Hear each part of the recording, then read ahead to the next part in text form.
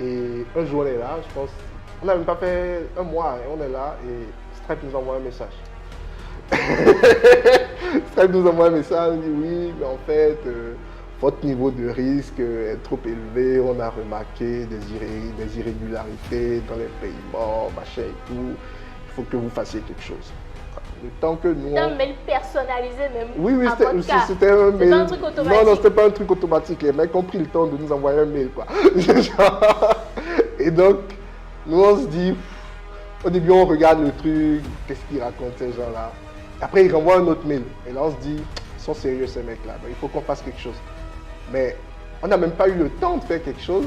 Je pense que la semaine d'après, les mecs nous ont bloqués.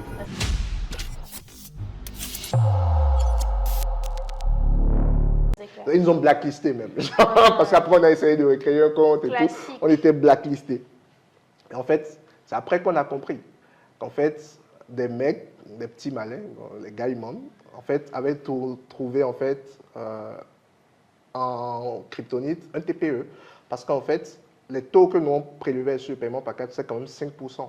Mais eux, ça ne les décourageait pas, c'était rien en fait. Tu vois? Donc, pour eux, ils avaient juste trouvé un moyen en fait, de pouvoir débiter des cartes qu'ils avaient de l'autre côté et tout. Parce que c'est quelque chose qu'ils ont l'habitude, ils appellent ça les TPE. C'est quelque chose qu'ils avaient déjà l'habitude de faire avec des agrégateurs de paiement classiques. On les bloquait en fait. Donc nous, quand on est arrivé, on n'avait pas, tu te lances dans la fintech et nous on apprend. Donc tu vas mettre en place tout ce qui est AML, compliance, machin. On n'avait rien de tout ça, on n'avait pas de système de screening, de monitoring. Donc on s'est fait taper dessus par Stripe. De l'autre côté, avec mon pote, on a eu quelques soucis parce que lui, à la base, il avait pris de l'argent chez des gens pour faire ce business-là et tout. Donc, ces gens-là ont commencé. Donc, à un moment donné, c'était juste devenu trop compliqué. Donc, je lui ai dit, gars, écoute, on arrête. C'est trop compliqué pour moi. Je vais me concentrer sur mon service, machin et tout. Donc, on décide d'arrêter. Donc, lui, il part de son côté. Moi, je pars de mon côté.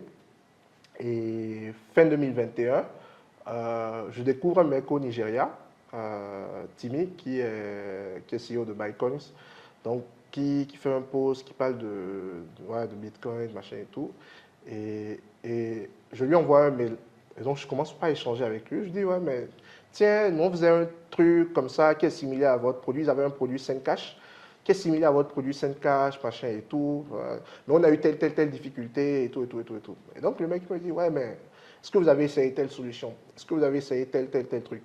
Et là, le mec, il me chat, il me donne des idées. Je me dis, ça se trouve, il y a moyen de faire un truc. Donc, je me remets dans le truc. Je dis, OK, on va développer ça. Du coup, on redéveloppe une deuxième version, mais seul cette fois-ci, donc rien qu'avec mon équipe. Donc, on redéveloppe cette version-là.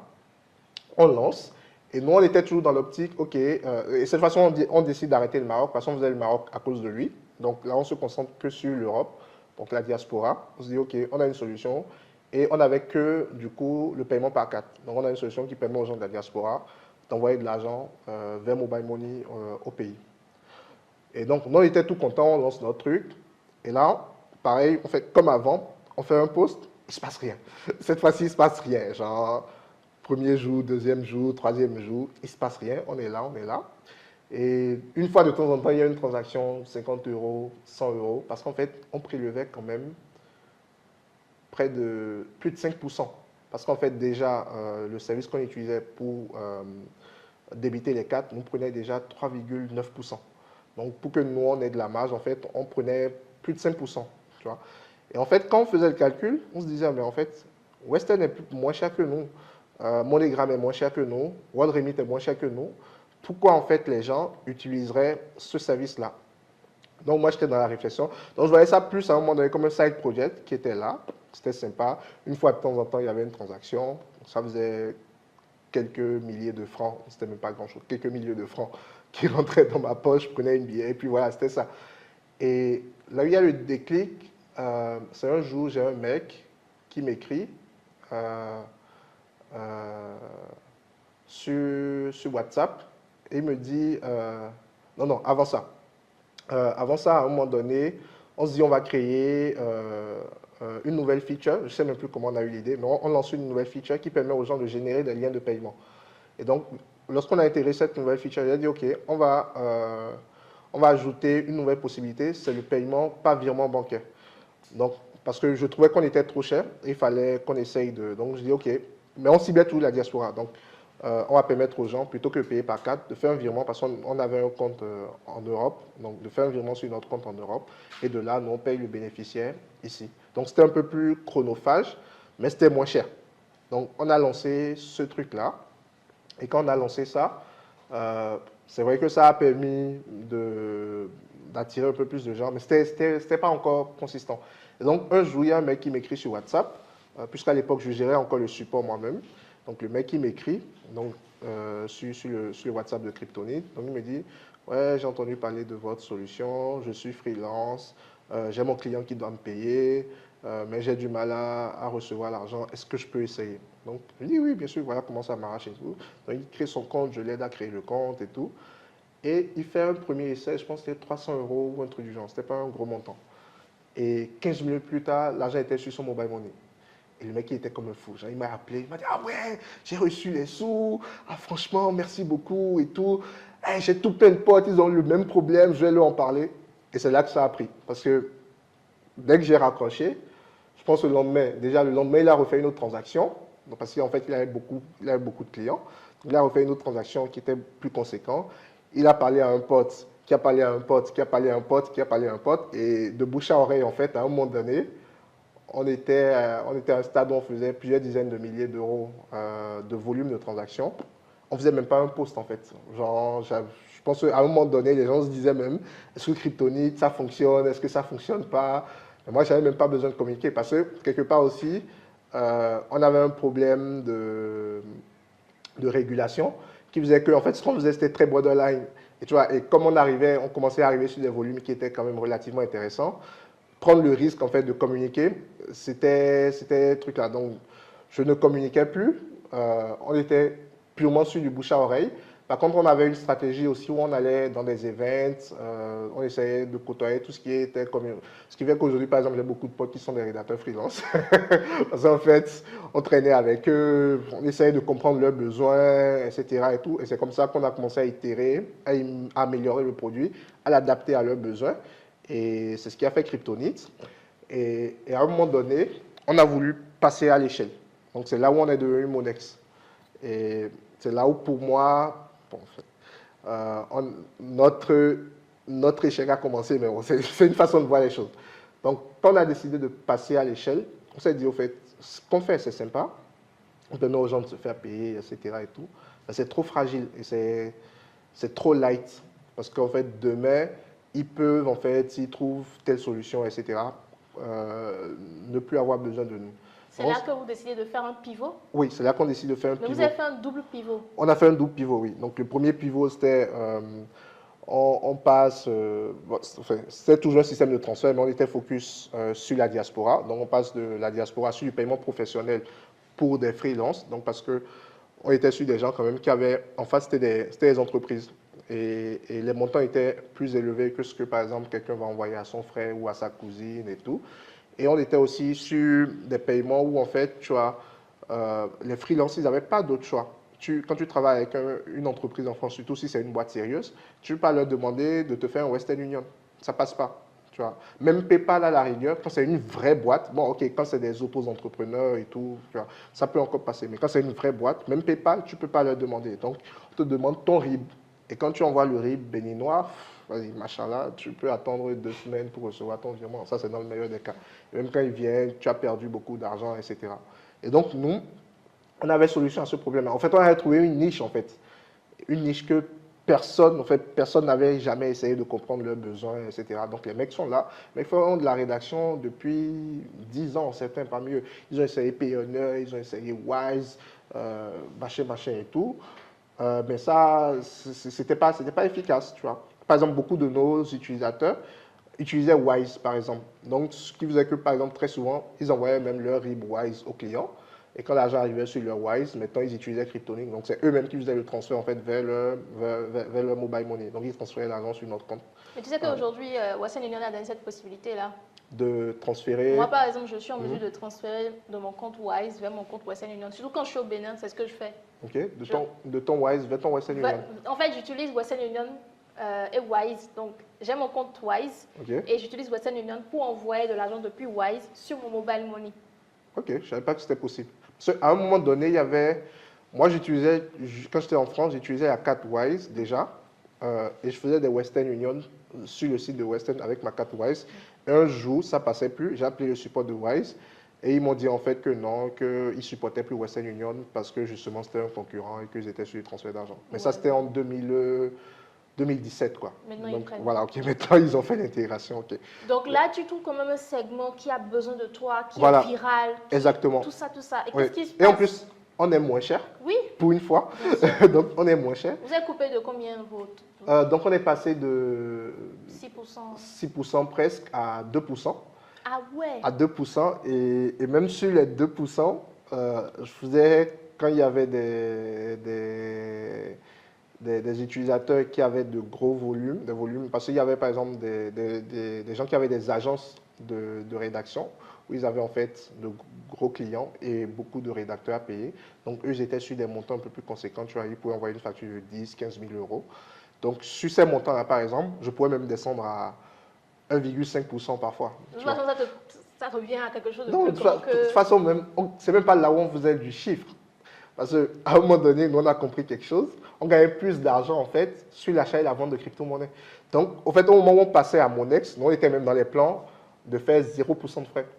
Parce que derrière, nous, on gagnait 4 à 5% en plus. Sur les... Ça, beaucoup ne le savent pas, mais on gagnait 4 à 5% en plus. Donc, ce qui faisait qu'à un moment donné, on pouvait même faire du 0% de frais. Voilà, ça passerait en fait, le business serait sustainable. Là où ça commence à casser, c'est qu'on se dit, OK, il faut qu'on ait un vrai produit.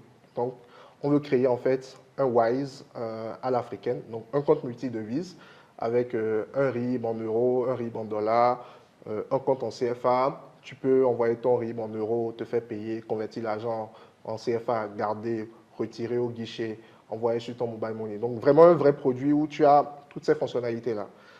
Et c'est là que commence Wahala.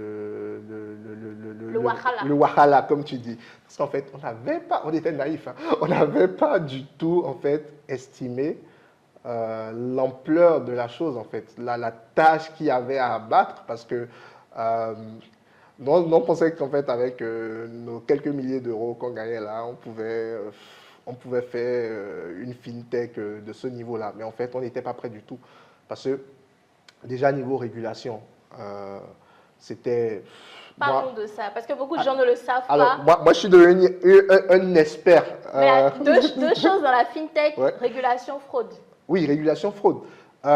Les deux vont de pair Oui, parce c'est que la fraude, en fait, c'est ce qui te tue quand tu as une fintech. Si tu n'as pas dès day one, genre, un système de screening, de compliance, tu n'es pas compliant par rapport aux régulations, tu n'as pas un système de KYC, DML qui soit genre un truc là, tu ne bouges pas d'un iota. C'est-à-dire que en fait, tu es comme un gendarme, en fait. Tu dois veiller à ce que rien ne passe, tu vois. Parce que les gros gendarmes sont derrière toi. Les gros gendarmes sont derrière toi. Et le truc, c'est que au début, ils ne vont pas te calculer. Et nous, c'est ce qui nous a sauvés pendant longtemps. Sinon, moi, qui sait où je serais aujourd'hui.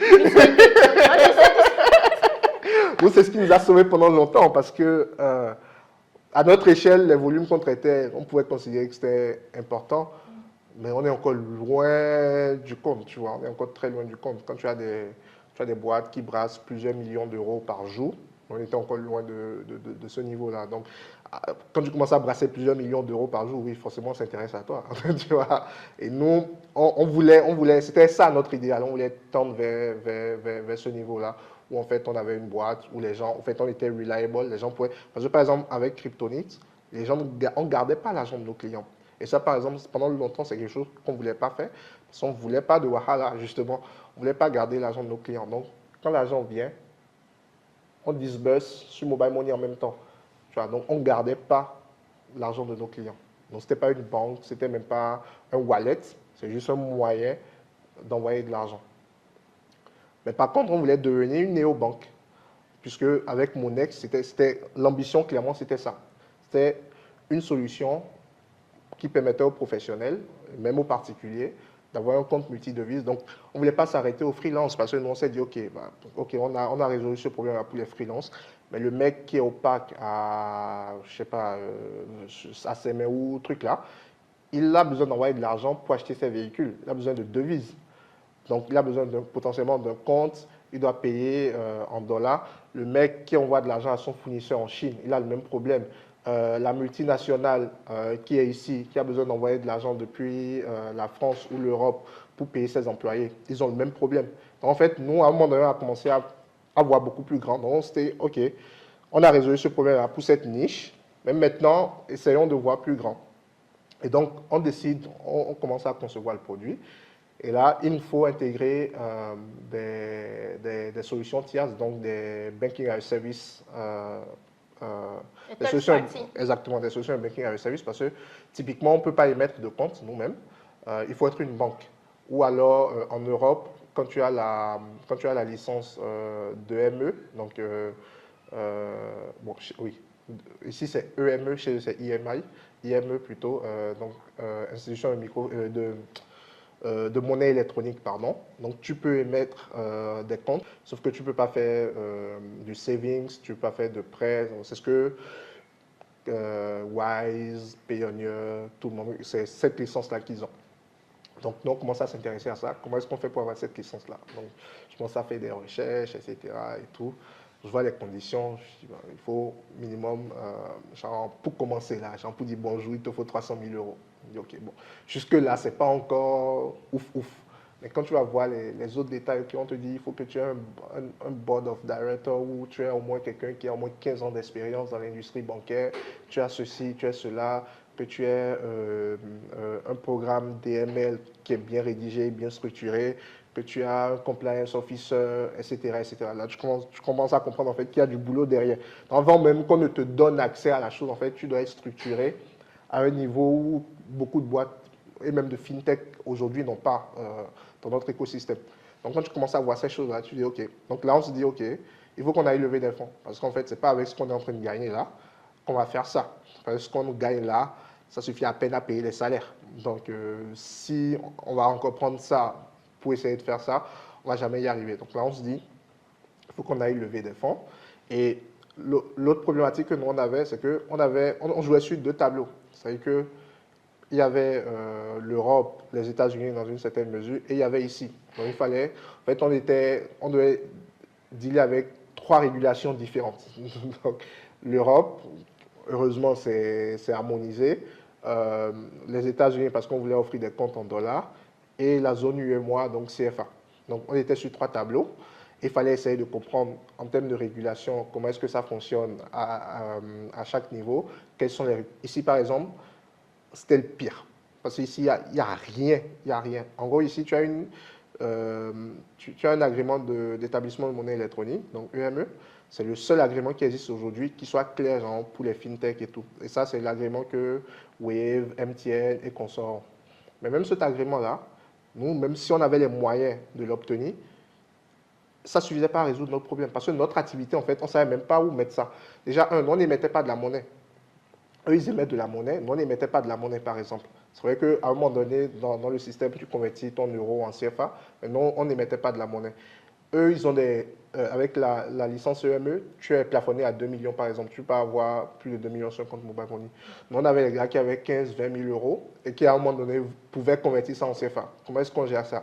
Le fait même de convertir d'euros à CFA, les gens pouvaient dire que oui, c'est du transfert d'argent. Donc, ce qui veut même qu'à un moment donné, dans le discours, c'est pour ça qu'on a changé de nom aussi, parce qu'il y avait cette image-là qui nous collait à la peau. Il fallait qu'on disait kryptonite tout de suite, les gens pensaient à la crypto-monnaie. Et nous, on ne voulait plus que les gens sachent qu'il y avait de la crypto-monnaie quelque part. Certes, c'était le cœur de notre business, parce que c'est avec ça qu'on faisait la compensation et tout, c'est avec ça qu'on gagnait de l'argent, mais on ne voulait pas que les gens sachent. Donc ça, c'était un. Deux, c'était, on ne voulait plus qu'on nous appelle... parce que quand on parlait avec les gens, on disait, vous faites du remittance. Non, on ne fait pas du remittance. En fait, c'est ce qu'on faisait, effectivement. Mais quand on a commencé à vendre, essayer de vendre Monex, on ne faisait plus de remittance. Donc, on est une néobanque qui offre des comptes multidevises et qui permet aux gens de pouvoir encaisser des paiements, émettre des paiements n'importe où dans le monde. C'était ça notre objectif, c'était ça notre vision à un moment donné avec Monex. Donc, on a cette vision-là qu'on essaye d'exécuter. Il faut aller lever des fonds. Donc, on rentre dans ce processus de levée de fonds, mon associé et moi. Mais dans le même temps, il faut créer le produit. Donc, j'étais au four et au moulin. Tu vois, j'avais des journées où tu commences le matin, tu fais des calls avec de potentiels partenaires en Europe, puis aux États-Unis, puis au Canada. Mais qui faisait le sourcing au niveau Parce que là, les partenaires, c'était les investisseurs que vous Non, non, recherchez. non, là, je parlais même des partenaires techniques encore. Technique, Oui, technique. au niveau de la régulation. Régulation, parce il faut que des gens te backent. Parce que quand tu n'as pas les moyens financiers d'aller toi-même chercher les licences, tu cherches des gens qui ont déjà la licence et qui peuvent te fournir une solution technique derrière. Et donc, tu exploites leur licence.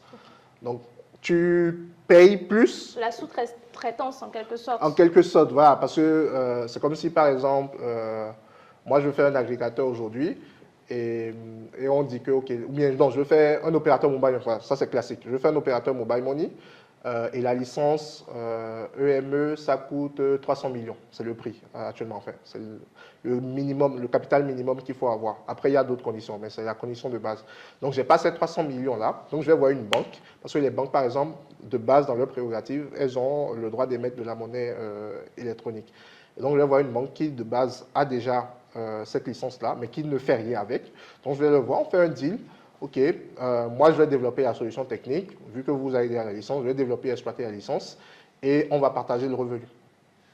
Donc, c'était sur des deals comme ça qu'on était obligé d'être, en fait, parce qu'on n'avait pas les moyens d'aller. Parce qu'en fait, quand tu vas voir les investisseurs pour leur dire, oui, on a tel truc, machin et tout, c'est génial et tout, ils disent, oui, mais est-ce que vous avez un produit? Non, mais on est en train de faire le produit et tout. Mais on a testé le marché avec ce truc et tout. Et il y avait aussi ça, parce que je pense qu'on n'a pas forcément bien géré la transition. Parce que autant on essayait de se départir de l'image de Kryptonite et tout, mais les seuls chiffres qu'on avait, c'est les chiffres de Kryptonite. Et donc, en fait, à un moment donné, on présente les chiffres. Ouais, mais les gars se disent, oui, mais ça, c'est Kryptonite, c'est du remittance, c'est parce que, c'est pas, oui, c'est le même besoin, c'est les mêmes utilisateurs, machin. Mais les gars, ils ne voulaient pas comprendre. On n'a pas, je pense, avec du recul, on n'a pas forcément bien géré la transition de Kryptonite à... Qu'est-ce que tu aurais fait autrement? Qu'est-ce que j'aurais fait autrement? Je pense que déjà, je ne me serais pas lancé dans mon ex si je savais à l'époque tout ce que je sais maintenant, en fait, en termes de ce qu'il y a à faire, en fait. J'aurais peut-être pris le temps de faire un peu plus longtemps Kryptonite, d'avoir des chiffres peut-être un peu plus solides. De la trésorerie surtout? De la trésorerie aussi, même si, honnêtement, en termes de trésorerie, on est sur des montants quand même, trucs là. C'est difficile de financer ce type d'activité avec sur fonds propres. Mais quand même d'avoir, oui, un peu plus de trésorerie, d'avoir un track record en fait. Je pense que quelque part, je vais te raconter, à un moment donné, quand on cherchait à lever des fonds, justement, on a fait une mini tournée là où on est parti de Cotonou à Abidjan. Donc on a fait Lomé, Accra, ouais, j'ai vu ça, Abidjan. Tu avais fait un post sur Facebook par rapport Exactement. à ça. Et on a rencontré Régis de Jamo et c'était à leur bureau à Abidjan. Et donc, quand on rencontre Régis, il nous reçoit et on commence à discuter. Donc, il me dit, c'est intéressant ce que vous faites, mais vous aurez tel problème en termes de régulation. Est-ce que vous avez pensé à ça? Donc, le mec, il commence. Donc, lui, il avait déjà le côté, il était déjà arrivé de l'autre côté. Lui, il était arrivé. Il voyait. Donc, en fait, il nous prenait. En fait, je pense que quand il nous a vus, il nous a pris pour des naïfs. Genre, c'est qui ces gens-là? Et tout. Ils pensent qu'ils peuvent faire tel truc et tout. Donc, quand il commence. Mais est-ce que vous avez pensé à ça? Je dis oui, on a pensé à ça. Voilà ce qu'on a prévu de mettre en place comme solution. Est-ce que vous avez pensé à ça? Je dis oui. Donc, le mec, il enchaîne. C'était comme un interrogatoire. Donc, il dit, est-ce que vous avez pensé à ça? Et à chaque fois, j'avais une réponse. Et à un moment donné, il dit, mais apparemment, vous avez fait votre devoir. Je dis, oui, on a fait notre devoir. Et là où il pose la question qui me tue, et j'étais bien obligé de lui reconnaître, à un moment donné, il me dit, ok, c'est bien beau tout ça, mais moi, si je suis un investisseur, pourquoi est-ce que je vous donnerais mon argent? Qu'est-ce qui me prouve en fait que vous êtes les personnes les mieux placées pour régler ce problème-là? Donc en fait, au final, tu avais le bon produit, tu avais une bonne compréhension du marché, mais l'équipe. J'avais pas le profil. Et je pense que j'étais obligé de lui reconnaître. J'étais un outsider total dans ce monde-là. Genre, quand tu prends Régis par exemple, les gens disent ouais, Jamo, machin et tout. Il a fait MTN. Régis l'a fait MTN. Là, en fait, les gens pensent qu'en fait, on se lève est nihilo et on vient faire des trucs en fait. Non, il y a un parcours, un cheminement. Et surtout dans un monde aussi régulé et aussi carré que celui des fintech, tu ne peux pas être un outsider total et venir dire que tu veux faire quoi. Genre, il n'y a pas de place pour toi en fait dans ce milieu-là. Et ça, c'est un truc que Moulay dit dans le programme Réussir sa levée de fonds. Il parle surtout de il faut avoir une équipe complémentaire. C'est-à-dire que quand toi, tu n'as pas le track record, tu vas chercher quelqu'un qui a le track record. Donc, toi, par exemple, tu peux te prévaloir d'avoir le côté technique, mais lui, on peut dire, oui, il a travaillé à tel. Parce que malheureusement, mon associé qui nous a rejoint du coup plus tard, donc au moment où on avait commencé à faire la deuxième version de Kryptonite, donc c'est un Nigérian qui bosse d'ailleurs toujours pour un fonds d'investissement aux États-Unis. Et donc, on s'est rencontrés, c'est un pote qui nous a présenté.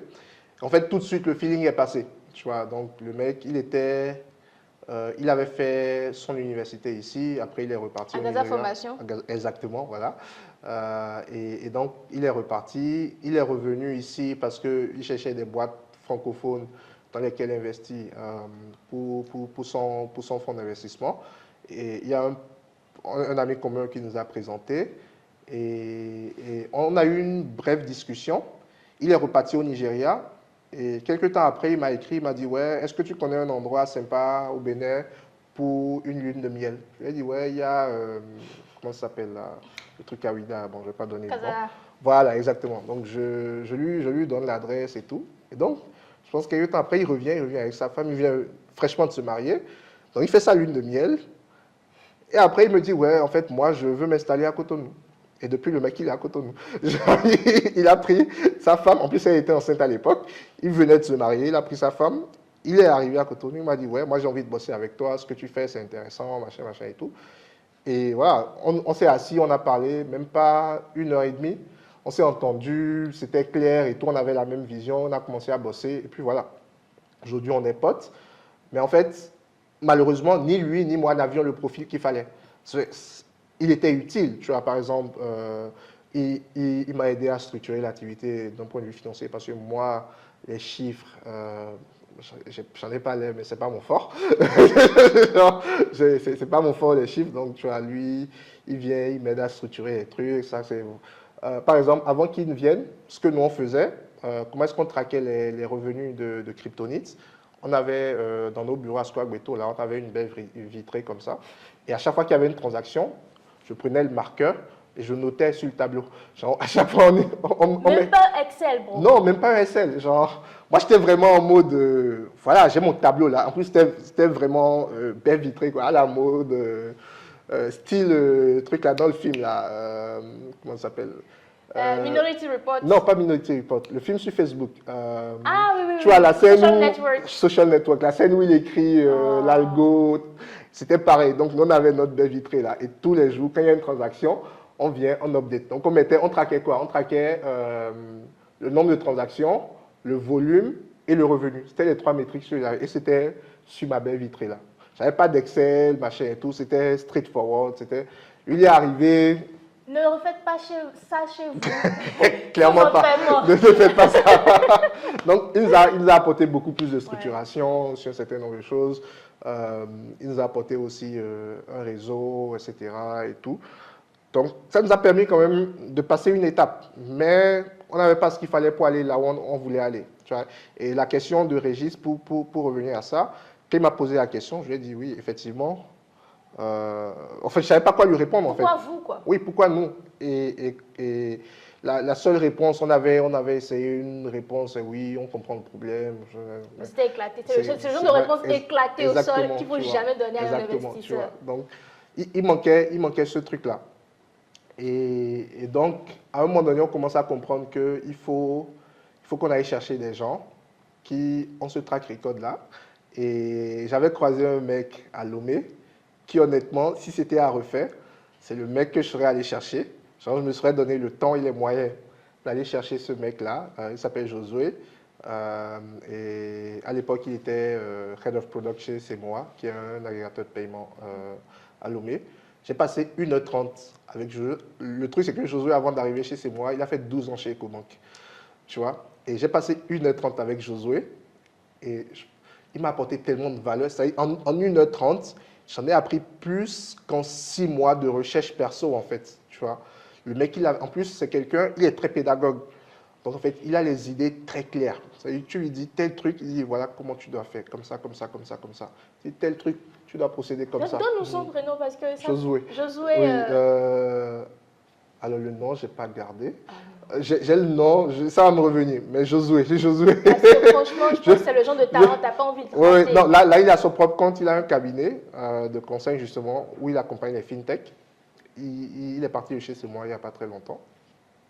Mais j'ai passé 1h30 avec ce mec-là, et j'ai tellement appris en fait.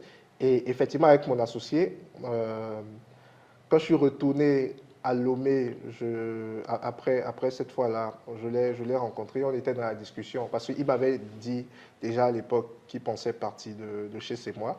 Et nous, notre challenge à l'époque, c'était comment est-ce qu'on fait pour débaucher Josué. On n'y est jamais arrivé parce que, bon, Gozeme est arrivé en temps. Mais là, on est allé très vite sur les trucs et tout ça. Mais en fait, tu discutes avec Régis. Là, tu comprends que vraiment, au niveau de la question de l'équipe... L'équipe, il y avait un problème. Il y avait un problème. Mais à quel moment Gozem intervient, en fait? Alors, Gozem intervient justement un peu après notre trip à Abidjan. Ok. On était toujours à fond dans la levée, donc on voulait lever. On avait d'ailleurs... Vous avez eu quelques oui, quelques maybe? On a pris $10 000 chez un business angel. Okay. Et là, par exemple, ça aussi, ça m'a appris un truc, c'est que la levée de fonds, il ne faut pas se leurrer, hein, c'est qui tu connais. C'est d'abord qui tu connais, avant même ton profil et tout. C'est d'abord qui tu connais. Ouais. Et je peux te dire que nous, ça faisait des mois qu'on essayait de lever. On n'avait pas eu un seul oui. On avait des maybe, mais les gars disparaissaient et tout. On n'avait pas eu un seul oui. Et là, j'ai un pote qui s'appelle Atsu, qui est le cofondateur de Bitika, qui est ghanéen. Et donc, il m'écrit un soir, vers 23h, il me dit, j'ai tel pote, Paul Damali, donc, qui vient de vendre sa boîte, Approve, à Smile Identity. Et donc, il me dit, oui, il vient de vendre sa boîte et il est à Cotonou ce soir, mais il repart demain. Est-ce que tu as envie de le rencontrer? J'ai dit oui, why not? De Smile Identity. Donc, ils étaient là en prospection, en fait. Ils devaient continuer sur Lomé. En fait, ils n'étaient même pas là en prospection, ils devaient aller sur Lomé. Ils n'étaient pas deux, une femme et... Une femme, exactement. Ils m'ont contacté aussi. Ils t'ont contacté, ouais. Je les ai croisés ce jour-là. Donc, sa collègue et lui. Donc, je suis allé les rencontrer. On a pris le petit-déj ensemble. On a parlé et tout. On n'a même pas parlé de chiffres. Je lui ai parlé de ce qu'on était en train de faire, ce qu'on avait envie de faire. En fait, je n'étais pas allé pour pitcher. J'étais vraiment allé rencontrer le mec et tout. Et je lui ai dit, ouais. Il m'a demandé, vous cherchez à lever? Je lui ai dit, oui, on cherche à lever, machin et tout. Je lui ai dit, mais honnêtement, ces derniers temps, j'ai ralenti un peu parce que, voilà... on essaie de se concentrer sur le produit, nos users et tout. C'est ce que tu dis durant la levée lorsque ça mousse plus. Exactement. donc, je lui dis ça comme ça, tu vois. Il me dit, ouais, je pourrais vous donner de l'argent. Je dis, ok, why not? Il me dit combien? Il me dit, ouais, on verra. Il me dit, envoie-moi ton deck. Donc, on se quitte vers midi. Ils vont sur Lomé. Et je lui envoie le mail vers 13h. Et à 17h, le mec, il m'écrit, il me dit, c'est OK, je vais vous donner $10 000. Genre comme ça. À ce moment-là, qu'est-ce qui se passe dans ta tête? J'étais en train de boire une bière en plus. Et tu as dit serveur, parce que, en fait, ça faisait des mois qu'on pitchait. Et là, tu as un mec avec qui je passe la matinée. Et en fin de journée, le mec, il me dit, je vous donne $10 000. Et je dis, et en plus, c'était sur nos thèmes, quoi. Il n'a même pas négocié, tu vois. C'était vraiment à la valo qu'on voulait et tout, c'était sur nos termes. Donc, le mec dit, je vous donne $10 000. Je dis, ok, ouais. C'est vrai que ça a pris quelques... Là, on est avec un business angel. Il y a eu une mini due diligence et tout. Ça a pris quelques semaines avant qu'on reçoive les sous. Mais vraiment, ça s'est passé en une journée, quoi, tu vois. Genre, le mec, à 17h, il m'envoie un mail, il dit, je vais vous donner $10 000. C'est vraiment passé comme ça, tu vois. Et c'est ça, il dit, la levée, en fait, c'est d'abord qui tu connais, tu vois. C'est parce que je connaissais Atsu, qui m'a présenté Paul, que j'ai pu lever $10 000 en une matinée, quoi, tu vois. Donc, s'il y avait un réseau qui était plus étendu, plus étoffé, s'il y a des mecs, on se dit, ouais, il y a des mecs qui lèvent des millions sur sur un Google Doc ou sur un PowerPoint. Ouais, mais c'est parce qu'ils ont le réseau. Genre, va bosser ton réseau si tu veux lever des millions sur un Google Doc. C'est pas impossible. Je ne suis pas forcément partisan de cette façon de faire, mais je ne critique pas non plus ceux qui le font. Parce qu'en fait, ils ont quelque chose que j'ai peut-être pas aujourd'hui, c'est le réseau. Tu vois, où peut-être mon réseau n'est pas suffisamment étoffé, suffisamment riche pour que je puisse lever ces montants-là. Et peut-être aussi, parfois, ils ont le track record, très souvent aussi d'ailleurs.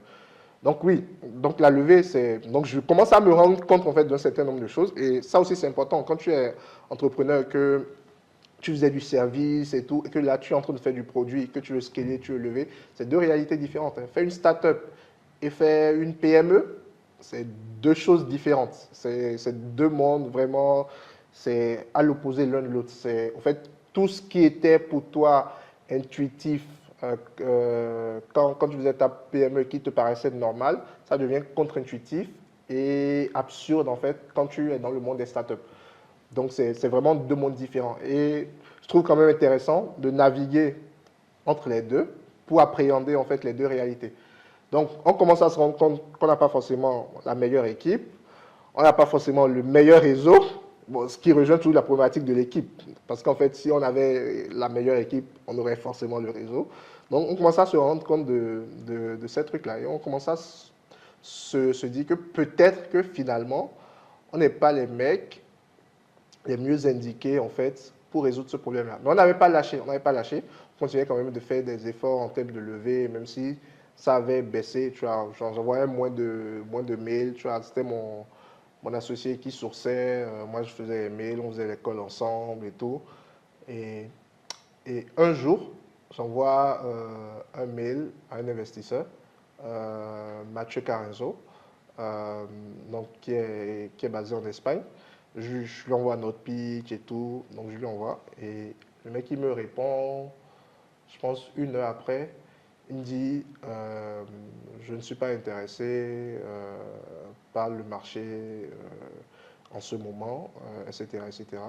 Il me dit, par contre, c'est sympa ce que vous faites, machin, machin et tout. Donc le mec, il veut pas nous tu sens bien qu'il ne veut pas nous décourager, quoi. Donc, il a dit, OK. Donc, moi, j'avais pris l'habitude, quand on me disait un nom, de demander un referral. Genre, OK, est-ce que tu as quelqu'un qui serait intéressé, tu vois? Et donc, je lui demande, est-ce que, voilà, tu as quelqu'un, tu connais quelqu'un qui serait intéressé, et avec qui tu pourrais nous envoyer? Donc, j'envoie ça comme ça, c'est une bouteille que je jette à la mer, quoi. Et le mec, il me répond, il me dit, ouais, effectivement, je connais quelqu'un qui pourrait être intéressé. J'ai un ami qui, lui, a beaucoup plus focus sur l'Afrique et qui pourrait être intéressé. Donc, il m'envoie ce mail-là. Et quelques temps après, il y a Raphaël Dana. Dana, justement, de Gozem. De Gozem, avec qui j'avais déjà interagi en 2019 parce qu'il avait essayé de me recruter. Ça, c'est une autre histoire. Donc, m'écrit. Donc, je ne comprends pas tout. Je n'avais pas fait le rapprochement tout de suite. Quand Dana m'écrit, c'est une histoire de minutes. L'autre m'envoie le mail. Je connais quelqu'un, machin et tout. Quelques minutes après, Dana m'écrit sur LinkedIn. Il me dit, est-ce que tu es dispo cette semaine pour qu'on parle? Donc moi je me disais peut-être qu'il voulait faire parce que j'avais fait du recrutement pour Gozem, à l'époque avec Codes, je faisais du recrutement, donc j'ai fait du recrutement pour Gozem. Je me disais sûrement qu'ils veulent faire du recrutement, un truc genre, je ne fais pas le lien tout de suite, je lui dis oui je suis dispo, machin et tout, donc il m'envoie son Google Calendar, je place le call et tout. Et c'est, je pense, en fin de journée que Mathieu me répond, me dit, ah je viens d'envoyer ton pitch à Raphaël Dana de Gozem, machin. Et c'est là que je fais le lien, parce que les deux habitent en Espagne pour le coup. Et donc je fais le lien, je commence à comprendre, ok, c'est pour la levée, machin et tout. Donc, mais jusque-là, tu te dis peut-être qu'il essaye de financer en fait. Oui, non, on était vraiment, la discussion c'était autour de la levée. Oui. Donc pendant tout le processus, pendant un bon moment, la discussion était vraiment autour de la levée. Donc je fais un premier call avec Raphaël. Ça se passe, de toute façon, l'école avec Raphaël, ça se passe toujours bien. C'est quelqu'un qui est, quand il te parle, c'est un bon vendeur. Donc, il te met bien. Donc, la discussion avec Raphaël, ça s'est très bien passé. Donc, on a cette discussion-là. Il me dit, oui, il faut que tu parles avec Greg, mon associé. Il faut que tu parles aussi avec Jean-Martial, qui est notre directeur, qui est sur place. Non, qui est le directeur même, le directeur du groupe. En gros, c'est une structure un peu... En fait, Jean-Martial, c'est vraiment le mec qui est sur le terrain, parce que les deux CEO ne sont pas sur le terrain. Donc, c'est vraiment... On va dire c'est le troisième CEO, tu vois, qui par contre est sur le terrain. Ouais. Donc, il faut que tu parles à Jean-Martial, il faut que tu parles à Martial. Donc Martial qui est lui, qui est le Head of Product, qui est basé aussi à Lomé. Donc, on me dit, OK, il faut qu'on s'organise ça et tout. Donc, après, le mec, il ne me répond plus. Et je suis là, un soir, vers 21h, il me dit, ouais, on est à Lomé là et tout, est-ce qu'on peut se voir? Je dis, ouais. Mais toi, tu étais à Lomé en ce moment? Non, j'étais à Cotonou. Okay. Je dis, ouais, pas de problème et tout. On se voit demain si vous voulez. Et le mec, il ne me répond plus, tu vois. Et il me répond, je pense, 2 jours plus tard, il me dit, ah merde, j'ai pas vu ton mail. On est déjà reparti en Europe. Mais par contre, il faut absolument que tu vois Jean-Martial. Cale un call avec lui. Donc, je réécris à Jean-Martial. Jean-Martial me dit, ouais, voilà, je suis disponible tel jour, tel jour. On se cale. Non, c'était même pas un call, on se cale un RDV. Donc, moi, je me lève, je prends mon taxi, je vais à Lomé, je fais mon RDV. Je discute avec Jean-Martial et Martial pour le coup. Donc pendant près d'1 heure, il me pose tout plein de questions sur le produit, sur nos chiffres, etc. Et tout. Mais là, je t'ai préparé parce que oui, je t'ai préparé, au terme d'un processus où tu as sûrement eu plusieurs investisseurs, exactement. Tu connais tes réponses. Donc je réponds à tout. Donc je rentre sur Cotonou le même jour. Donc je reviens sur Cotonou et il ne se passe plus rien pendant près d'1 semaine. Et un jour, donc j'étais là, puisque en ce moment on était passé en remote, donc je bossais depuis chez moi. Donc j'étais là et j'étais sur mon canapé parce que je faisais une pause. Et là j'ai mon téléphone qui sonne et c'est Raphaël. Il me dit, ouais, il y a Jean-Martial et Martial qui m'ont fait un brief. Apparemment ça s'est super bien passé, ils ont kiffé, machin et tout. Mais par contre, nous pour être honnêtes, on a des ambitions fintech. Et aujourd'hui, ce que nous, on a envie de faire, c'est un peu loin de ce que vous essayez de faire. Et on n'a pas forcément envie de se défocus en investissant chez vous. Et là, tu vois, genre, la déception quoi, sur mon visage. Et là, il me dit, par contre, on serait intéressé pour acheter. Là, je dis, what the fuck, qu'est-ce qu'ils veulent racheter en vrai? Genre, je me pose la question, qu'est-ce qu'ils veulent racheter, tu vois, donc. Et il me dit, oui, on serait intéressé pour racheter. Tu me dis si ça t'intéresse, si c'est quelque chose qui t'intéresse et tout. On va vous faire une proposition en bonne et due forme, machin et tout. Donc, je te laisse réfléchir. Dès qu'on a un accord de principe, nous, on va structurer l'offre, la proposition et vous l'envoyer après. Si ça vous convient, on avance. Sinon, voilà, on arrête. Donc là, j'appelle ma femme. J'appelle ma femme, je dis... Voilà. Il n'y avait pas, enfin, à part mon associé, je pense que c'était celle qui comprenait mieux la situation qu'on vivait parce que, certes, on gagnait de l'argent avec Kryptonite, mais c'était dur financièrement parce que moi, j'avais un certain niveau de vie avant. Et ce qu'on gagnait avec Kryptonite, comme je disais tout à l'heure, ça permettait à peine de payer les salaires. C'est l'une des raisons d'ailleurs pour lesquelles l'équipe s'est considérablement réduite parce que quand vous avez du service, j'avais au moins 10 devs ou à peu près une dizaine. Quand on a décidé de se concentrer sur Kryptonite, j'avais plus que 3 devs, tu vois. Et on est passé en remote, on a libéré nos bureaux, on est passé en remote. J'ai essayé de cut, par exemple, mon associé et moi, on ne se payait pas. En fait, vraiment, de réduire au maximum et tout les charges. Mais du coup, c'était dur, c'était financièrement, physiquement, psychologiquement, parce qu'on ne dormait pas. Tu vois, je passais mon temps à cogiter. Comment est-ce que, tu vois, ça se voyait comme j'étais malade en fait. J'étais malade de mon idée, si je peux le dire comme ça, parce que l'idée ne quittait plus ma tête. Et j'étais là en permanence. Je ne pensais que mon ex, comment faire pour concrétiser cette idée-là. Et je voyais bien que ça me rendait malade et que celle qui était avec moi n'était pas forcément heureuse de me voir ainsi. Donc la première personne que je vais voir, c'est elle. Je lui dis, bah, voilà, il y a ce mec-là qui nous propose de nous racheter. Moi, honnêtement, parce que honnêtement, au départ, pour moi, je me disais en fait, je ne vois pas pourquoi ils veulent nous racheter, je ne vois pas ce qu'on leur apporterait. Enfin, ça, je l'ai compris après, mais au départ, je voyais, honnêtement, j'étais là, je vois pas en fait qu'est-ce qu'ils veulent racheter en fait. Genre, c'était vraiment j'étais dans cet état d'esprit-là. Donc, je me dis, qu'est-ce qu'ils veulent racheter? Qu'est-ce qu'on peut leur apporter? Eux, ils sont là, nous, on est là. Donc, j'étais pas intéressé plus que ça par le deal, en fait. Je pensais que si j'avais été tout seul dans mon coin, que je n'étais pas marié, que j'étais tout seul vraiment, et je n'avais peut-être même pas d'associé, peut-être tout seul à prendre la décision, j'aurais dit non tout de suite. Parce qu'en fait, pour moi, il était hors de question. En fait, nous, on a toujours construit le business dans l'optique de le revendre. Mais en fait, il était hors de question de le vendre là, maintenant, parce qu'on n'était pas arrivé. Genre, on était encore loin de là où on voulait aller. Donc, que quelqu'un vienne me dire, en fait, qu'il veut nous racheter maintenant, en fait, pour moi, je me disais, ça ne fait pas sens, en fait. Mais après, oui, j'ai vu où est-ce qu'il voulait en venir et effectivement, il avait raison sur un certain nombre de choses.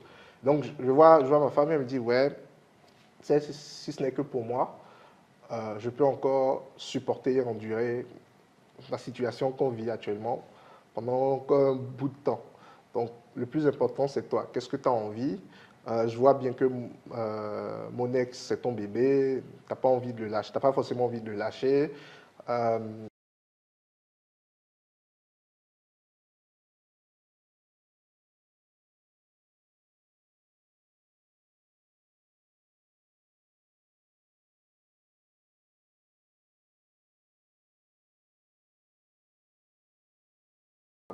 qui peut être une issue. Donc, elle me dit, ouais, ça peut être une issue. Donc, euh, quel que soit ce que tu décides, moi, je serai avec toi. Donc là, j'appelle mon associé et je lui annonce. Et lui, pareil, il parle avec sa femme. Et il me dit, voilà, ma femme a dit la même chose. Elle est avec moi, quelque chose. Donc, on est là, on est tous les deux. On se dit, qu'est-ce qu'on fait, mec? On s'est toujours dit qu'on allait vendre. Ça a toujours été notre ambition, on ne l'a jamais caché. On avait même identifié de potentiels acquéreurs. Mais pour nous, ce n'était pas pour tout de suite. On n'était pas prêt à avoir cette discussion-là. Donc, il me dit, ouais, qu'est-ce qu'on fait et tout. Et là, moi, je commence à lui dire, bah, écoute, hein, moi, honnêtement, je suis fatigué, je suis épuisé physiquement et mentalement. Ce ne serait pas plus mal. Ça me permettrait de me reposer. Et lui me dit, mais c'est trop tôt, on n'avait pas prévu ça. Donc, on a eu, je ne vais même pas dire qu'on a eu une tension parce que Henry et moi, curieusement, on est a priori, à première vue, genre, quand tu nous vois, tu pourrais dire qu'est-ce qui a rassemblé ces deux-là.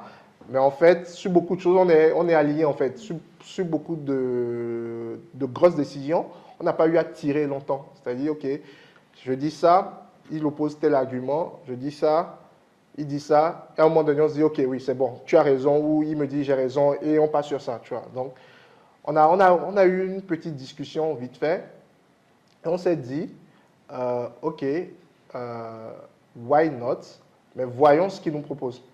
Genre, voyons ce qu'il nous propose concrètement. Ok, on ne va pas dire non, on va dire oui sur l'accord de principe. De toute façon, ça ne coûte rien, on peut toujours dire non. Donc, disons oui, et voyons ce qu'il nous propose. Donc là, je retourne voir Raphaël, je lui dis, ok, on est d'accord sur le principe. Maintenant, qu'est-ce que vous nous proposez?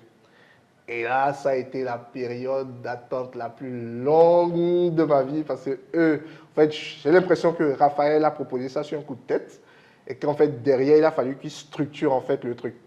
Donc, on a dû patienter quand même 2 semaines par là avant qu'il nous envoie en fait une véritable offre ou peut-être même un peu plus. 2 semaines, c'est pas beaucoup. C'est beaucoup, c'est beaucoup. C'est pas beaucoup. C'est beaucoup parce que en réalité, mais j'imagine que dans ton cas, c'était la torture. C'était une éternité. Je ne dormais pas parce que tu ne sais pas, en fait. En fait, il y a, grosso modo, l'avenir de ta boîte entre les mains d'un mec. Tu ne sais pas ce qui se trame. Tu ne sais pas à quelle sauce tu seras mangé. Tu ne sais pas, en fait, même déjà, même parce que même quand on te fasse une proposition de rachat, ça te renvoie à toi-même. Parce qu'on te dit, voilà ce que vaut ta boîte. C'est aussi ça. Voilà ce que nous, on estime que ta boîte vaut. Donc, est-ce que tu es prêt à accepter cette réalité-là aussi? Donc, il y a tout ça, en fait, qui se trame dans ta tête et tout. Tu te dis, ça se trouve, ils vont se foutre de notre gueule. Il y a tout plein de trucs qui se passent dans ta tête, en fait.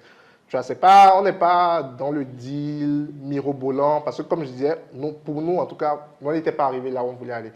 Si je faisais 100 millions de volume, 100 millions d'euros de volume annuel et que je gagnais plusieurs centaines de milliers d'euros en revenus, et qu'un mec m'appelle pour me dire je veux te racheter, tu vois, la façon dont j'aborde la discussion est différente de la façon dont j'aborde la discussion lorsque je fais quelques centaines de milliers d'euros de volume et que je suis à quelques milliers d'euros de revenus. Tu vois, c'est pas la même échelle.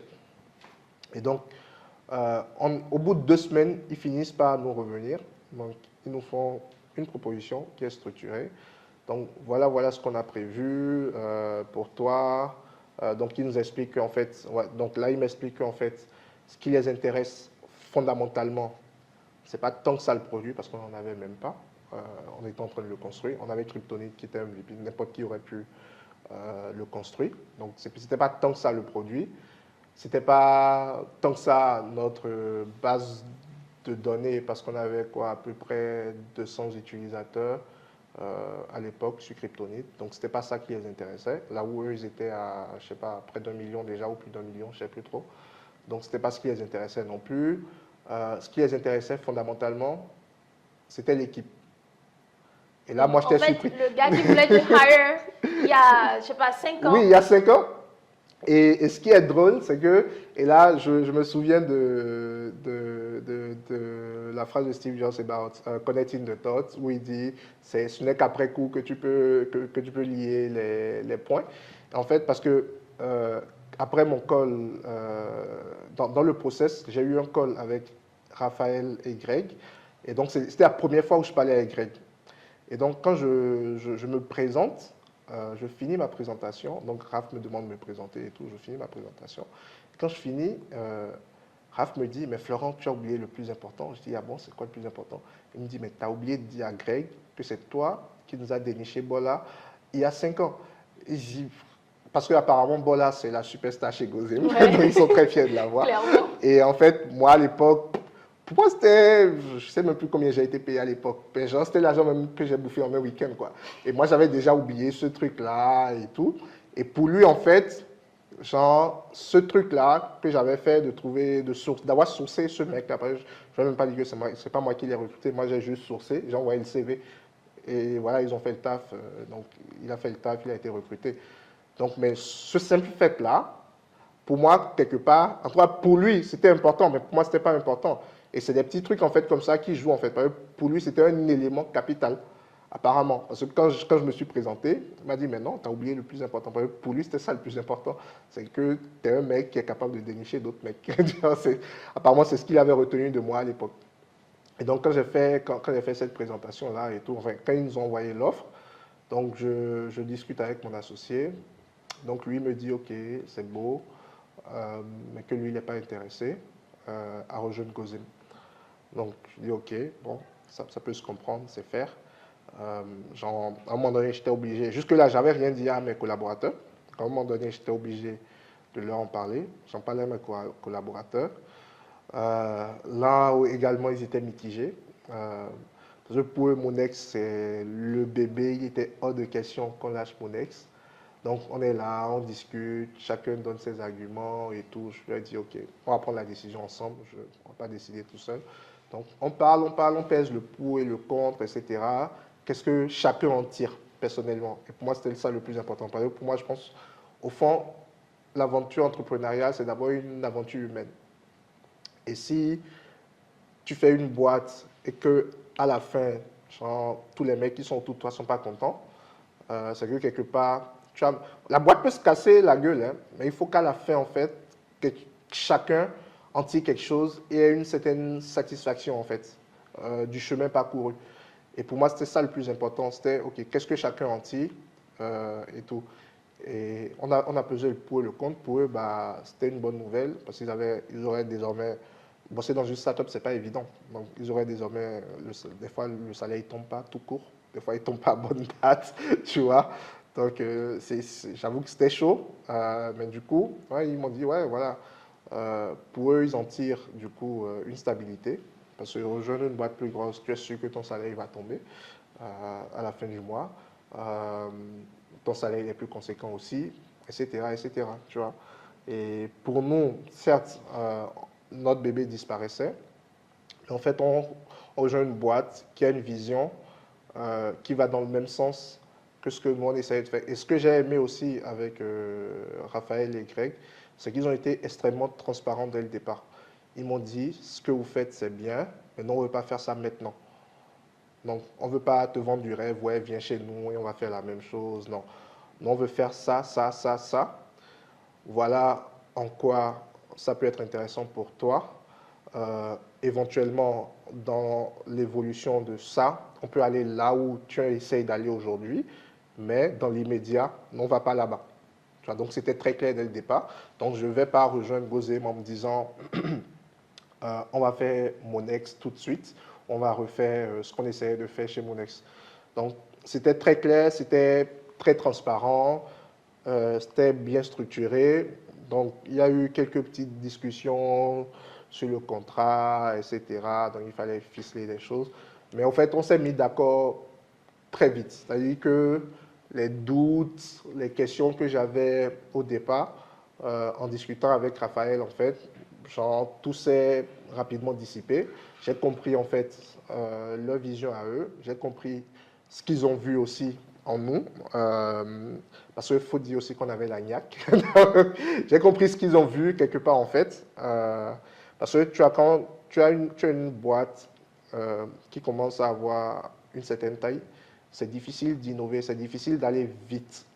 Les grosses boîtes ne savent pas aller vite. Les petites boîtes ont cet avantage-là de pouvoir être agile et de pouvoir aller vite. Et donc, quand c'est possible, et c'est pour ça que beaucoup de boîtes font des fusions-acquisitions, parce qu'en fait, ça permet de ramener du sang neuf. J'écoutais un podcast une fois où la cofondatrice de Encore, le logiciel qui permettait de faire des podcasts et de les publier sur toutes les plateformes. Ils ont été rachetés par Spotify et elle expliquait en fait que elle a fait une crise ou un syndrome de l'imposteur après qu'ils aient intégré Spotify parce qu'au début en fait elle ne comprenait pas ce qu'elle faisait là. Et donc un jour elle a eu une discussion avec le CEO de Spotify en fait et le mec lui a expliqué en fait que lui il a besoin qu'elle continue de fonctionner comme si elle était une start-up au sein de Spotify.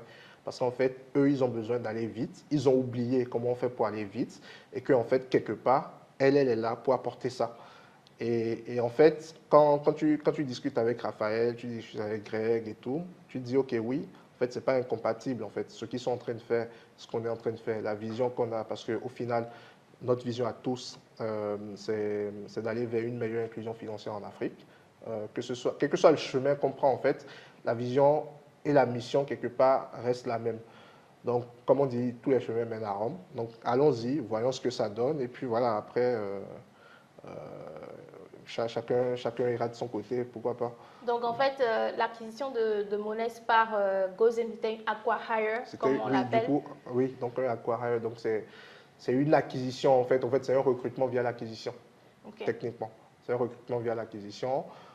Donc, dans notre cas, j'ai l'équipe de dev et moi-même avons rejoint Gozem. Mon associé n'a pas rejoint Gozem, du coup. Donc, il y a eu des packages. Donc, c'était... Ouais, il y a aussi la question de la valeur du deal. Donc, je ne peux pas disclose pour le coup. Mais en fait, essentiellement, c'était un deal en cash et en equity. Donc, une partie de l'equity pour une partie de l'équipe, de l'equity plus du cash pour une autre partie et de l'equity seul, du cash pour une autre partie. Voilà. Donc, c'était en prix de l'equity, c'était en prix du cash, et d'autres ont pris les deux. Exactement. Ok, d'accord. Et donc, depuis, comment ça se passe le retour au salariat? C'est difficile de se lever le matin à 8 heures pour aller au boulot parce qu'avant, surtout quand je suis passé en remote, je pouvais dormir jusqu'à, en plus je bossais depuis chez moi, je pouvais dormir jusqu'à 10 heures, tu vois. Je me lève, je fais mon daily avec mes collaborateurs, je bosse, je pourrais bosser depuis mon canapé ou depuis ma terrasse, etc. et tout. Tu as une certaine liberté. Gozem n'est pas une boîte qui bosse en remote, donc ça déjà quelque part, c'est une petite contrainte, mais ce n'est pas une contrainte en soi. Quand tu te remets dans le moule, ça vient. L'autre chose qui est très difficile, c'est désormais, en fait, tu n'es plus tout seul à prendre les décisions. Ça, c'est capital. Donc, je parlais tout à l'heure d'aller vite. C'est très compliqué dans des boîtes d'une certaine taille d'aller vite, et je m'en rends compte, effectivement. Tu vas venir et en fait tout changer et dire que ouais, on va faire ça et ça. Il y a beaucoup de politique parfois, il y a beaucoup de trucs là. Et puis il y a beaucoup de personnes, tu vois, il y a plusieurs niveaux de décision, de validation, etc. Donc on met plus de temps à faire les choses. Donc tu peux essayer d'aller vite, tu peux mettre de l'énergie à aller vite, mais je pense que le plus important, c'est de trouver en fait les outils et le système qui va en fait, parce qu'ils ont déjà le système qui est en place, donc tu ne peux pas venir tout casser.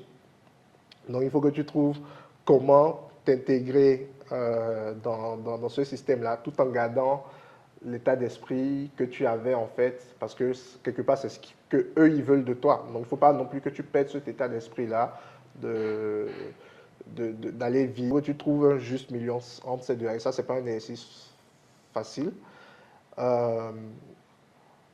L'autre truc qui est compliqué, c'est que tu te... Je sais pas comment dire. En fait, quand la transition n'est pas forcément évidente. Je veux dire, moi, les premières semaines, et je pense que jusque les premiers mois d'ailleurs, je, je me posais parfois la question de qu'est-ce que je fais là en fait, tu vois, parfois, enfin, je sais ce que je fais là, j'ai un taf, j'ai une fiche de poste, etc. et tout, mais des fois, c'est même pas du regret, des fois je me dis, ok, j'aurais pu être en train de faire ma boîte, mais là, je suis là en train de faire la boîte de quelqu'un d'autre. En fait, ce sentiment de tu ne fais plus les choses forcément pour toi, mais tu les fais pour quelqu'un d'autre. Mais en vrai, c'est même pas que tu les fais pour quelqu'un d'autre, parce que quand tu regardes bien, si tu es dans une boîte qui a une culture où en fait on essaye d'intégrer tout le monde, etc., qui a une vision à laquelle tu adhères et tout, en fait, ce que tu le fais pour toi aussi quelque part. Mais c'est pas forcément évident au départ. Quand tu as construit quelque chose de tes propres mains et qu'en fait, du jour au lendemain, tu dois te séparer de ce quelque chose-là pour aller faire quelque chose d'autre euh, qui ne vient pas de toi. Au fait, je pense, nous les entrepreneurs, on a ce rapport-là qui est parfois toxique par rapport à ce qu'on crée, qui fait qu'en fait, on est très attaché. Je ne te dis pas les débats, par exemple, pour changer de nom de Kryptonite à Monex, avec mon associé, parce que lui, il était d'accord dès le départ pour qu'on change le nom, mais moi, j'ai jamais été d'accord pour qu'on change de nom. Mais c'est juste qu'à un moment donné, j'ai dû me rendre compte que oui, si on ne change pas de nom, ça va continuer à nous nuire, en fait. Mais ça, par exemple, on a perdu beaucoup de temps sur ça, sur, OK, est-ce qu'il faut changer de nom ou pas, machin et tout, alors qu'il suffisait juste qu'on s'accorde là-dessus. Mais parce que j'avais justement cet attachement-là. Et je pense que c'est la même chose, en fait, lorsque je suis passé chez Gozem. J'avais encore du mal, en fait, à laisser partir Modex. Je pense que ça, c'est la rupture, c'est vraiment faite après l'annonce. Parce que on a annoncé un peu, je pense, quelques temps après. Donc, c'était pas tout de suite, parce qu'il y avait encore euh, de la paperasse et tout. Donc, on a annoncé un peu plus tard. Je pense que c'est avec l'annonce que j'ai commencé à accepter un peu le fait que, ouais, bon, ok, Monex, c'est fini. Et que maintenant, ouais, il faut se concentrer sur Gozem. Ok. On a beaucoup discuté. Ouais. Et je pense que si on ne s'arrêtait pas, on allait continuer à discuter et tout. Effectivement. Il y a Harry qui me lance de gros coups d'œil ici. Mais c'était parce que c'était une très très bonne discussion et tout. Mais j'ai quand même une dernière question pour toi. Est-ce que tu regrettes? Absolument pas. Alors, pour moi, en fait, moi, je suis un entrepreneur dans l'âme. Je serai toujours un entrepreneur. Prestataire des services, tout ça, au final, tu te sens entrepreneur. Pendant longtemps, quand je suis rentré, quand j'ai lancé Guru Lab, au début, quand on me demande qu'est-ce que tu fais, je sais pas, j'avais honte de dire que j'étais entrepreneur. Je disais, j'étais informaticien. C'est souvent ce que je disais. Mais maintenant, si on me demande ce que tu fais, pour moi, malgré que je travaille chez Gozem, je suis un entrepreneur. Parce qu'en fait, c'est cet état d'esprit d'entrepreneur-là, je l'ai toujours eu en fait. Et c'est lui qui m'a conduit là où je suis aujourd'hui. Et je pense que je l'aurai toujours en fait. Je pense que j'aime résoudre des problèmes fondamentalement. Et je pense que je vais toujours continuer à résoudre des problèmes, peu importe où est-ce que je me trouverai sur la planète. que je sois salarié ou à mon propre compte, je vais toujours continuer à résoudre des problèmes. Donc pour moi, je reste un entrepreneur, je vais refaire des boîtes. C'est juste, ok, je prends le temps. Pour moi, c'est aussi quelque part, je retourne à l'école. Parce que dans mon parcours, j'ai bossé dans des boîtes. J'ai jamais bossé, par exemple, dans une boîte de cette taille-là. Donc, la deuxième boîte à laquelle j'ai bossé, je pense qu'on devait être une cinquantaine ou une soixantaine. Donc, c'est une PME, quoi, tu vois. C'est pas une très grosse boîte. Ouais, c'était une start-up également, mais bon, voilà, c'était une PME. Enfin, ils se définissaient comme start-up, mais moi, c'était une PME. Donc, quelque part, ouais, quand tu arrives par exemple chez Gozem, tu vois une boîte hyper structurée. Tu vois, ce que j'avais jamais vu dans les boîtes où j'avais bossé avant. Tu vois, tout est documenté, tout est bien carré et tout, tu vois. Et pour moi, quelque part, c'est une façon de retourner aussi à l'école, d'aller apprendre. Parce que j'ai envie, ouais, je pense, j'y crois toujours. Je pense qu'on peut faire de très grosses boîtes depuis l'Afrique et même depuis le Bénin. C'est juste en fait qu'il faut qu'on se donne le temps surtout et les moyens. Et je pense qu'aujourd'hui, on a la chance d'avoir des boîtes comme Gozem qui s'installent ici et dans lesquelles, en fait, on peut du coup aller tirer de l'expérience. Et pour moi, j'ai toujours dit, même quand j'étais à mon propre compte, je crois que j'avais fait un post sur Facebook une fois où je disais aux gens, en fait, d'arrêter cette hype-là où on dit à tout le monde, ouais, soyez entrepreneur, c'est une connerie. Et je racontais mon propre parcours, je disais, mon premier million, je l'ai gagné en tant que salarié. Et je disais en fait que le salariat, c'est un tremplin pour qui veut être entrepreneur. Parce que tu apprends, mais tu ne payes pas les frais. Parce qu'en fait, quand tu fais une connerie, tu fais une bourde en tant que salarié, ce n'est pas toi directement qui paye les frais, c'est l'entreprise. Donc, le coût de ton apprentissage est beaucoup moins élevé. Alors que quand tu es entrepreneur, quand tu fais une erreur, tu payes, tu passes à la caisse en même temps. Tu vois. Ça, c'est un premier point. Tu peux te constituer. On dit que oui, il faut forcément être entrepreneur pour devenir riche. Je pense que c'est une connerie monumentale. Tu peux être salarié et devenir riche si tu gères bien ton argent, si tu sais épargner, si tu sais investir. Et je pense par exemple, l'une des choses que moi j'ai faites, l'une des grosses erreurs que moi j'ai faites, c'est quand je me lançais dans l'entrepreneuriat, en même temps j'avais 22 ans, je me lançais dans l'entrepreneuriat. Je ne me suis pas laissé le temps de me constituer une épargne, machin et tout. Et le peu d'épargne que j'avais, j'ai tout mis dans le local. Et le mois d'après, je galérais. Tu vois, là aujourd'hui, si je dois, en plus je suis marié maintenant, je ne peux plus faire ces conneries. Donc si je dois lancer une boîte demain full-time, il faut que j'ai X millions dans mon compte en banque, que j'ai de quoi assurer mon niveau de vie pendant X période de temps avant de me relancer à temps plein dans quelconque projet. Parce qu'en fait, l'entrepreneuriat, certes, ça peut être un tremplin vers la richesse, mais ce n'est pas la richesse qui vient maintenant, hein, c'est la richesse qui vient dans longtemps là-bas. Donc, tu ne sais pas quand est-ce que ça va péter, comme on dit. Donc, il faut que tu couvres tes arrières. Et ça, le salariat peut te l'offrir. Si tu restes, tu fais bien tes classes, tu saves bien et tout, pourquoi se précipiter? C'est ce que je dis aux gens. On se dit, oui, mais j'ai une idée, si je ne le fais pas maintenant, moi j'ai tout le temps des idées. Si vous voulez, même je vous en donne. Genre, tout le temps des idées. Les idées, les problèmes, il y en aura toujours. Et tant qu'il y aura tous les problèmes, il y aura tous les idées. Donc, cette fausse peur de oui, mais non, s'il ne le fait pas maintenant, quelqu'un d'autre. Mais laisse. Pas tous les problèmes que tu dois résoudre. Est-ce qu'on t'a envoyé sur Terre pour résoudre tous les problèmes des gens? Tu n'as pas envoyé pour ça. Donc, le moment venu, c'est-à-dire l'entrepreneuriat, je pense que c'est la rencontre d'un entrepreneur avec un problème et un marché. Et en fait, il faut que cette rencontre-là se fasse à un bon moment pour que ça marche, en fait. Par exemple, dans le cas de mon ex, nous, on avait le bon problème, on avait la bonne solution, on avait le bon marché, mais on n'avait pas le bon profil. Et je pense que demain, si je fais bien mes classes et que j'ai le track record qu'il faut, que je reviens résoudre le même problème s'il n'est pas résolu, j'aurai de meilleurs résultats. Parce qu'en fait, j'aurais pris le temps de bâtir un track record solide et que j'aurai un meilleur profil. Donc, en fait, l'entrepreneuriat, ce n'est pas, oui, j'ai une idée, il faut forcément que je fasse ça. Ce n'est pas tous les problèmes que vous devez résoudre. Et vous n'êtes pas forcément la personne la mieux adaptée pour résoudre certains problèmes. Donc, parfois, laissez couler, en fait. Allez faire autre chose pendant un temps. Essayez d'apprendre. En fait, quoi que vous fassiez, continuez à apprendre en fait. Je pense que c'est ça le plus important. Il faut continuer à apprendre et à grandir. Tant que tu ne t'arrêtes pas d'apprendre, que tu n'arrêtes pas de rêver aussi, pour moi, c'est bon. Tu peux entreprendre à n'importe quel âge. Moi, je pense que je vais mourir entrepreneur. Jusqu'à dans mon lit de mort, je serai toujours, ouais, j'ai tel projet, viens, on fait MVP, tu vois, je vais appeler mes potes. Non, honnêtement, c'est comme ça que je le vois, tu vois. Donc, ouais. Bon, alors, ça, c'est la dernière question que j'ai commencé à poser aux gens lors des coulisses et tout ça. Là, on est dans tes coulisses. Et avant de partir, j'ai envie de prendre 3 choses. D'accord? J'ai envie de prendre l'outil qui a explosé ta créativité, ta productivité.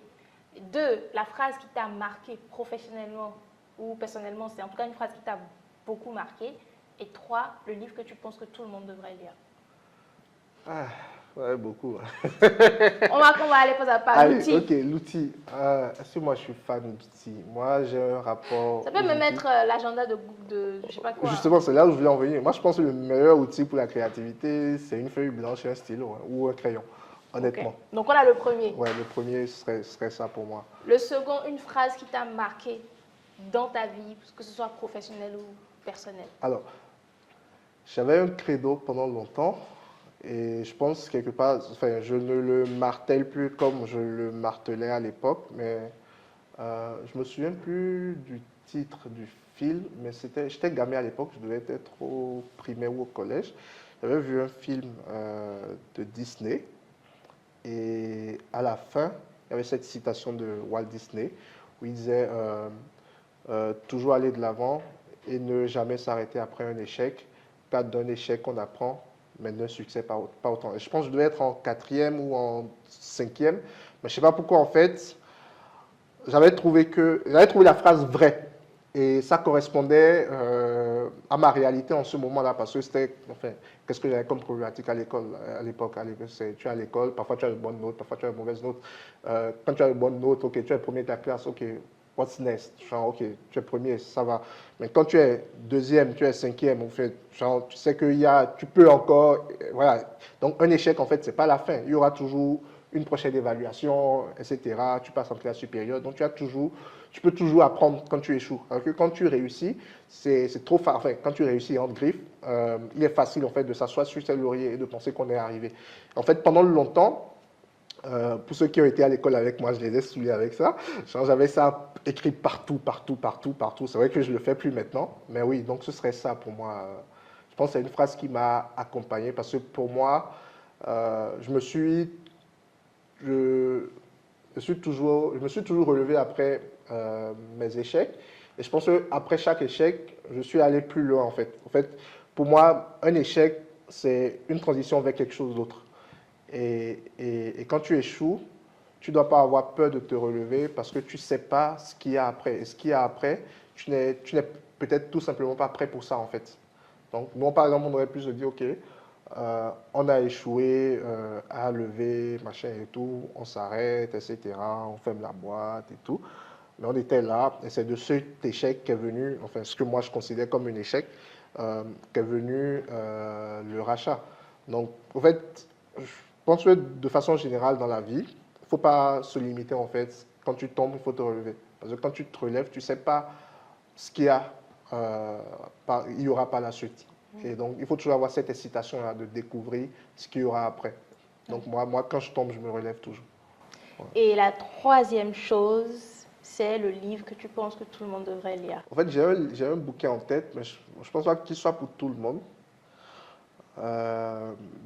Mais il pourrait être intéressant pour tous ceux qui aspirent à devenir manager ou même entrepreneur.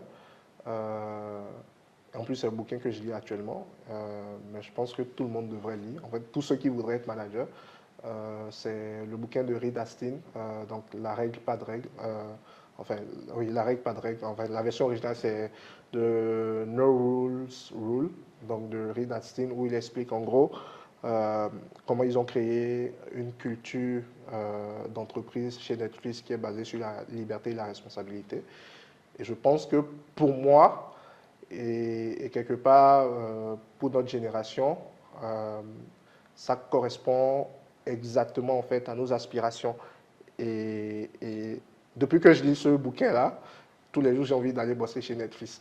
Parce qu'en fait, l'environnement et la culture qu'ils ont réussi à créer là-bas, c'est tout simplement, c'est un truc de ouf en fait. Et je pense que après, ça va être difficile à répliquer partout. Donc je pense que, mais par contre, il y a des choses qu'on peut prendre. Et je pense que quelqu'un qui veut diriger, que ce soit une entreprise ou une équipe, devrait lire ce bouquin-là. Oubliez même Peter Drucker, j'ai envie de dire. Allez lire Reed Hastings en fait. Parce que lui, pour le coup, c'est un entrepreneur. L'autre, c'est un théoricien. Ok. Donc, voilà. Merci beaucoup. Merci pour ton temps. J'ai appris de belles histoires, j'ai appris de belles choses à t'écouter parler. Tes coulisses étaient, comment décrire ça? C'était comme une chambre d'étudiante où tu trouvais à la fois le café de la veille, mais tu trouves aussi un livre très intéressant. Ouais. Tu trouves des citations sur le mur de Walt Disney, mais surtout tu trouves beaucoup d'espoir. Ouais. Merci beaucoup Merci à toi. accueilli. Et à très bientôt sur Irao.